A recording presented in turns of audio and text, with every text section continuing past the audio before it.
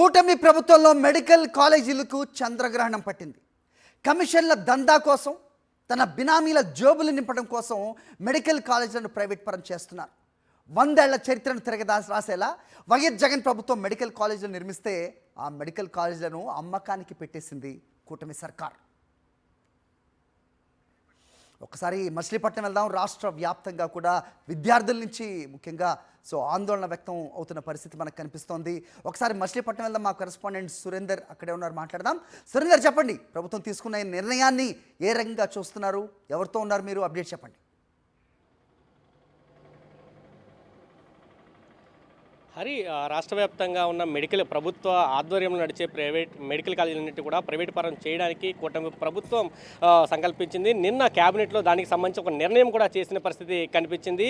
ఎవరైతే పేద విద్యార్థులు మెడికల్ చదవాలనుకుంటున్నారో వాళ్ళందరికీ అనుకూలంగా గత ప్రభుత్వ హయాంలో 17 మెడికల్ కాలేజీని గత ప్రభుత్వం తీసుకుని వచ్చింది. ఇప్పుడు ఆ 17 మెడికల్ కాలేజీలని పూర్తిగా ప్రైవేట్ పరం చేయాలనే ఒక నిర్ణయానికి కూటమి ప్రభుత్వం వచ్చింది. ఈ నిర్ణయం మీద సర్వత్రా కూడా విమర్శలు వ్యక్తమవుతున్న పరిస్థితి అయితే కనిపిస్తుంది. 100 ఏళ్ల చరిత్రలో 12 మెడికల్ కాలేజీలు ఆంధ్రప్రదేశ్లో ఉంటే జగన్మోహన్ రెడ్డి మరో 17 మెడికల్ కాలేజీలు తీసుకొచ్చారు.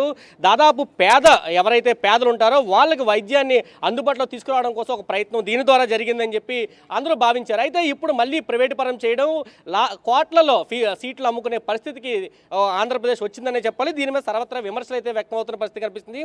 మనతో పాటు మచిలీపట్నం మెడికల్ కాలేజీ దగ్గర ప్రస్తుతం మనం ఉన్నాం. మనతో పాటు మచిలీపట్నం నియోజకవర్గ వైసీపీ ఇన్ఛార్జ్ పేరుని కిట్టు ఉన్నారు, ఆయనతో కూడా మాట్లాడుతున్నాం. సరే, ఎలా చూస్తారంటే గత ప్రభుత్వం ఉన్నప్పుడు 17 మెడికల్ కాలేజీలు తీసుకొస్తే ఈ మెడికల్ కాలేజీల్లో కేవలం 15% మాత్రమే కాలేజీల నిర్వహణకి సీట్లు అమ్ముతాము, లేకపోతే ఫీజులు వసూలు చేస్తామంటే గత ప్రభుత్వం చెప్పింది. కానీ ఇప్పుడు మొత్తం మెడికల్ కాలేజీలని అమ్మేసే పరిస్థితికి కూటమి ప్రభుత్వం వచ్చింది. దీన్ని చాలా గొప్పగా చెప్పుకున్న పరిస్థితి కూడా కనిపిస్తుంది. ఏం చెప్తారు?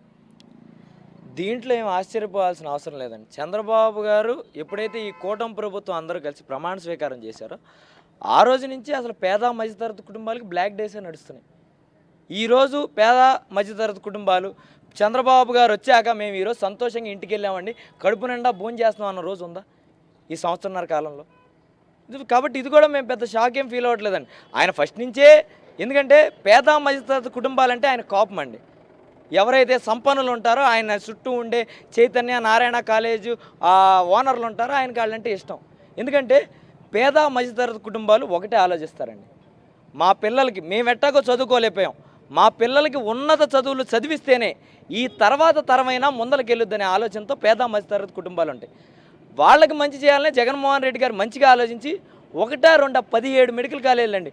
అంటే స్వాతంత్రం రాకముందు మన ఆంధ్ర రాష్ట్రంలో దాదాపు 12-15 లోపు మెడికల్ కాలేజీలు ఉంటే ఈయన 5 ఏళ్లలో 17 మెడికల్ కాలేజ్ శాంక్షన్ చేసుకుని 5 మెడికల్ కాలేజీలు పూర్తి చేసుకుని ఇంకో 12 మెడికల్ కాలేజీలు ఆల్మోస్ట్ పూర్తయ్యే దశలో ఉన్నాయి ఎలక్షన్కి వెళ్ళే టైంకి.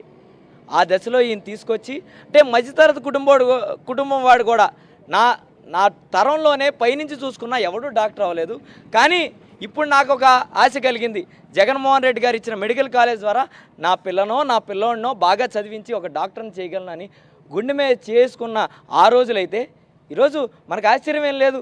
ఆశలన్నీ తుడిచిపెట్టడానికి ఈయన ఉంటాడు చంద్రబాబు నాయుడు గారు. వాళ్ళ ఆశల మీద నీళ్లు జల్లుతూ ఈరోజు, ఎందుకంటే మా కొల్లు రవీంద్ర గారి ఐరన్ లెగ్గో ఏంటో తెలియదు, కానీ ఆయన ఎప్పుడు మంత్రి అయ్యి పరిపాలన చేసినా ఒక చీకటి జీవి అవుతుంది, ఇక్కడ ఉన్న ఒక సంస్థ బయటికి వెళ్ళిపోద్ది. 2014 నుంచి 19 బెల్కంని తోసేసాడు అటు నిమ్మకూరు మంత్రి పదవి కోసం. అట్లాగే రాత్రికి రాత్రి పోర్టు పేరుతో మొత్తం 23 గ్రామాలకి చీకటి జీవో రాత్రి భూమి లాక్కుంటామని జీవో తెచ్చారు.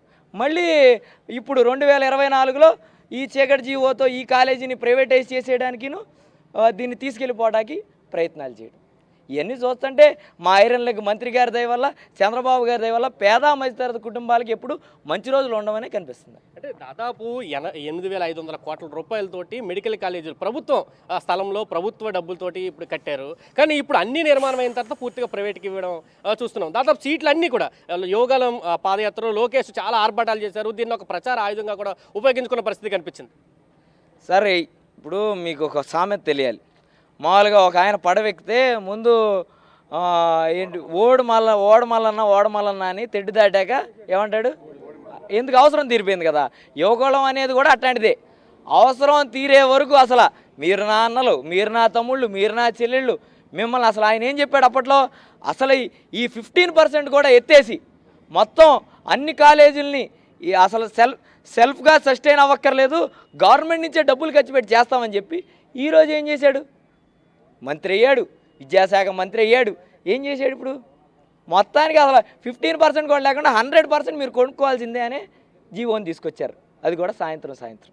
అంటే మీకు క్లియర్గా, అంటే మనకంటే ఐడియా ఉంటుంది, మామూలుగా చూసే ప్రేక్షకులకు కూడా తెలియాలంటే జగన్మోహన్ రెడ్డి గారు ఎట్లా ప్లాన్ చేశారంటే, రేపు ఈ కాలేజీ ప్రభుత్వానికి భారం అని కూడా మూసేయకూడదు, దీంట్లో 15% సీట్లు కాలేజీ నడిచే విధంగా, సీట్లేమో మేనేజ్మెంట్ కోటా కింద, మిగిలినంతా పేద మధ్యతరగతి కుటుంబాలకి సీట్లు అందే విధంగా ఇది ఏర్పాటు చేశారు. అంటే తద్వారా ఈ కాలేజు ప్రభుత్వానికి రేపెప్పుడు ఎటువంటి పరిస్థితి వచ్చినా, గడ్డు కాలమే వచ్చినా కూడా ఈ కాలేజీలు ఆగకూడదు, గడ్డు పరిస్థితి రాకూడదు అనే విధంగా ఆలోచించి చేస్తే ఈరోజు ఏదో ఒక కుంటి సాగు చూపించి ఈరోజు ఇది తీసేయడం అనేది, అంటే ఇంతకంటే దుర్మార్గం ఏమీ ఉండదు అనేది నాకు అనిపించేది. అంటే ఇప్పుడు ఆల్రెడీ ఈ కాలేజీలో 3 బ్యాచ్లు నడుస్తుంది, నెక్స్ట్ బ్యాచ్ నడుస్తుందనే ఒక అనుమానం కూడా వైద్య విద్యార్థుల్లో ఉంది.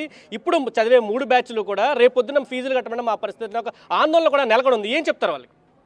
సార్ ఇదేంటి సార్, వచ్చిన సంవత్సరమే మీకు ఫీజు రియంబర్స్మెంట్ ఎత్తేసి మీకేం చేయను అని చెప్పేసిన వాడిని, ఇంకా పిల్లలు ఎప్పుడు వీళ్ళ ప్రభుత్వం వస్తేనే ఆందోళనలో ఉంటారు. వీళ్ళు మొదట మోసపూరిత మాటలు చెప్పడం, తర్వాత మా దగ్గర ఏమీ లేదని చేతులు ఎత్తేయడం తప్పితే, వీళ్ళు ఎప్పుడైనా పేద ప్రజల్ని, మధ్యతరగతి వాళ్ళని లేదా విద్యార్థుల్ని ఇబ్బంది పెట్టే ప్రభుత్వమే వీళ్ళ దౌత్యం తప్పితే ఇంకా వేరేది ఏది అవ్వదు. లోపల నేను ఒకటే మిమ్మల్ని అడుగుతున్నా, ఈ కెమెరా ఇక్కడ తీసేసి ఇక్కడ ఎవరైతే వచ్చారో లోపలికి వెళ్ళి చదువుతున్న పిల్లల్ని అడగండి, మీ కుటుంబంలో ఎవరైనా ఇంతకుముందు డాక్టర్ చదివారా? ఒక్క పిల్లోడి కుటుంబంలో కూడా, బందర్ నుంచి 2 పిల్లలు లోపల సీట్లు వచ్చినాయండి, వాళ్ళ కుటుంబంలో ఎవరు డాక్టర్ అయ్యలేరు. వీళ్ళు డాక్టర్ అయితే మొట్టమొదటి డాక్టర్ ఇతను అవుతాడు.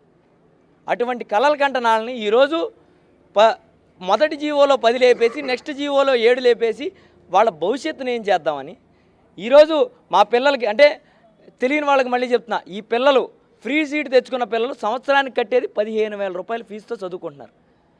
మీరు ప్రైవేటైజ్ చేస్తే ఒక్కొక్క సీటు మెడికల్ సీటు కొనాలంటే పేద మధ్యతరగతి తండ్రులు కొనగలరా? 1.5 చెప్తున్నారు పేద మధ్యతరగతి కుటుంబాలకు.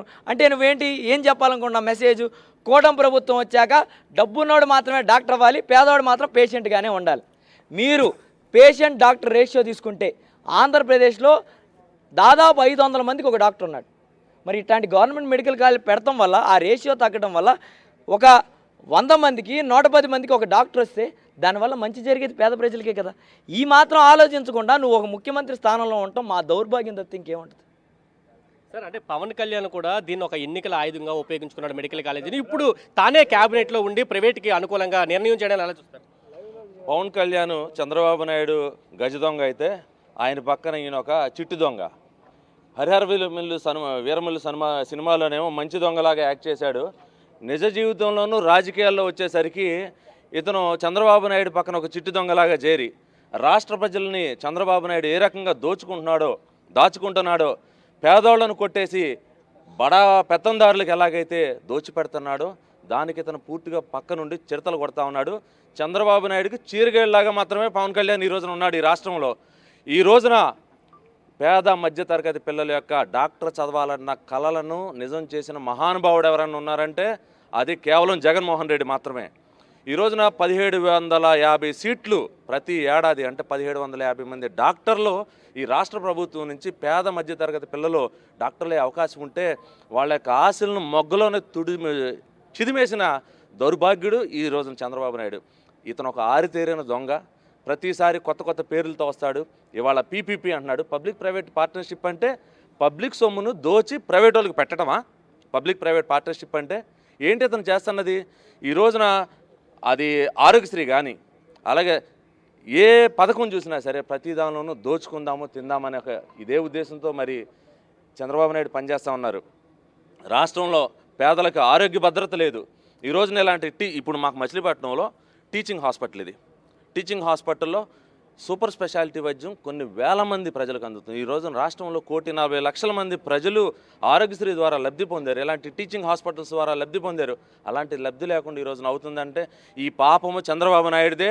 ఈ యొక్క చీకటి జీవోను కనుక అతను రద్దు చేయకపోతే మా ప్రాణాలైనా అడ్డేసి రక్తమైన దారిపోసి ఈ పోలీసులైనా సరే, నీ చెంచాగాళ్ళు ఎవరినో అయినా సరే మేము అడ్డుకొని ఈ ప్రైవేటీకరణ ఆపుతామని ఈ సందర్భంగా డిమాండ్ తెలియజేస్తా ఉన్నాం. ఇది చెప్తున్నారు. ఇప్పటి వరకు పేద విద్యార్థులు డాక్టరేట్ చదవడం అనేది ఒక కళగా ఉంది. ఆ కళని నిజం చేసిన ఘనత జగన్మోహన్ రెడ్డికి దక్కుతుంది. అయితే ఆ కళని చిదిమేయడం కోసం కూటమి ప్రభుత్వం ఈ ప్రైవేట్ ఏదైతే మెడికల్ కాలేజీలు ఉన్నాయో ఇవన్నింటినీ కూడా ప్రైవేట్ పరం చేస్తానంటే ఖచ్చితంగా ప్రైవేటీకరణని అడ్డుకొని తీరతాం, దీనికి ఎంతకైనా పోరాటానికి సిద్ధమవుతాం అంటూ చెప్పి వైఎస్ఆర్సీపీ నేతలు అయితే చెప్తున్న పరిస్థితి కనిపిస్తుందని చెప్పాలి. మచిలీపట్నం నుంచి హరి. రైట్ సురేంద్ర.